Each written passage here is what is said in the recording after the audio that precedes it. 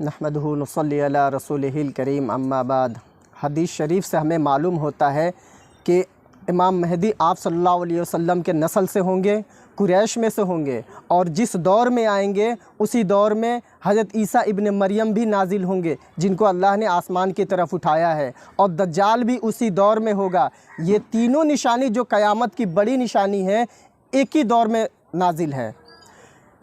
हज़रत मेहदी दमिश्क के मस्जिद में नमाज के लिए खड़े होंगे, असर का वक्त होगा, तभी हज़रत ईसा अलैहिस्सलाम फ़रिश्तों के कंधों पर हाथ रखकर दमिश्क के मस्जिद के मीनार पर नाजिल होंगे। हज़रत मेहदी उनको नमाज के लिए आगे करेंगे, लेकिन वो इनकार कर देंगे। हज़रत मेहदी के पीछे नमाज पढ़ेंगे और दोनों की इक्तदा में जंग होगी, दोनों की इक्तदा में जिहाद होगी। और बताया जाता है हज़रत मेहदी के आने का यह सन या तारीख़ किसी को पता नहीं। इस बारे में लोग सदियों से पेशनगोई करते आ रहे हैं कि फ़ला सन में आएंगे, फ़ला तारीख़ में आएंगे। कोई कहते हैं कि 2025 में आएंगे, कोई कहते हैं 2030 में आएंगे, कोई कहते हैं कि वो आ चुके हैं। ये सब गलत बात है। नबी करीम सल्लल्लाहु अलैहि वसल्लम ने इस बात को राज रखा है। अगर वो बता देते तो वो जब वो सन वो तारीख़ आता तो कोई ना कोई उठकर हज़रत मेहदी होने का दावा कर देता। हमें बस इतना पता है कि क़यामत के करीब एक वक्त आने वाला है, खुरासान से एक लश्कर, एक जमात उठेगी, अल्लाह रब्बुल इज़्ज़त उसको फ़तह व नुसरत अता फ़रमाएगा।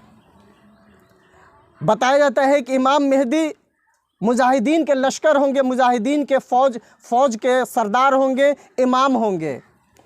मेरे दोस्तों, रवायत में आता है कि इतनी बड़ी जंग होगी कि नबी करीम सल्लल्लाहु अलैहि वसल्लम ने फरमाया कि उस जमात की 1/3 मुजाहिदीन लड़ेंगे और शहीद हो जाएंगे। उस वक्त के सबसे अफजल तरीन शोहदा होंगे, और 1/3 मुजाहिदीन वो होंगे जो मैदान की शिद्दत व मुश्किलों को देखकर वो मैदान छोड़कर भाग खड़े होंगे।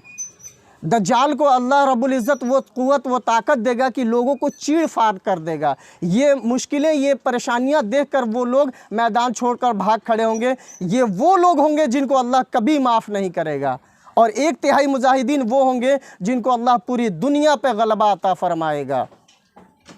मेरे दोस्तों, हज़रत ईसा अलैहिस्सलाम और हज़रत मेहदी के इक्तदा में इतनी बड़ी जंग होगी कि बताया जाता है कि पूरी दुनिया में इस्लाम की हुकूमत होगी, पूरी दुनिया में इस्लाम का गलबा होगा, हर तरफ अमन ही अमन होंगे, हर तरफ अल्लाह की रहमत होगी। मेरे दोस्तों, हज़रत ईसा अलैहिस्सलाम दज्जाल को कत्ल करेंगे, और रवायत में आता है कि उस दौर के जो अनार होगा, इतना बड़ा अनार होगा कि उसके छिलके को लोग साए के रूप में इस्तेमाल करेंगे, यानी कि छाँव के लिए इस्तेमाल करेंगे।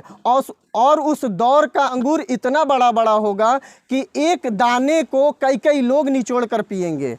इतनी रहमत अल्लाह की पूरी दुनिया पे गालिब हो जाएगी, और हर तरफ अल्लाह ही अल्लाह कहने वाले लोग होंगे। एक बार फिर, इससे पहले बनु उमैया के दौर में, खिलाफत उस्मानिया के दौर में पूरी दुनिया में इस्लामी हुकूमत थी। सारे लोग मुसलमान नहीं थे, लेकिन पूरी दुनिया में इस्लामी हुकूमत थी। इस्लामी मुसलमानों के ज़ेर नज़र में सब होता था। लेकिन एक बार फिर अल्लाह रब्बुल इज़्ज़त हज़रत इमाम मेहदी और हज़रत ईसा अलैहिस्सलाम के ज़ेर नज़र में, उनके इक़्तिदा में पूरी दुनिया में अमन कायम फरमाएगा। हर तरफ इस्लाम ही इस्लाम होगा। मेरे दोस्तों, आप एक बात खूब जान लें, हज़रत मेहदी ना वो नबी होंगे, ना वो सहाबी होंगे।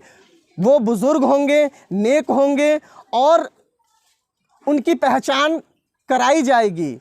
हमारे बुज़ुर्ग, हमारे उलमा जो होंगे वो उनकी पहचान करेंगे।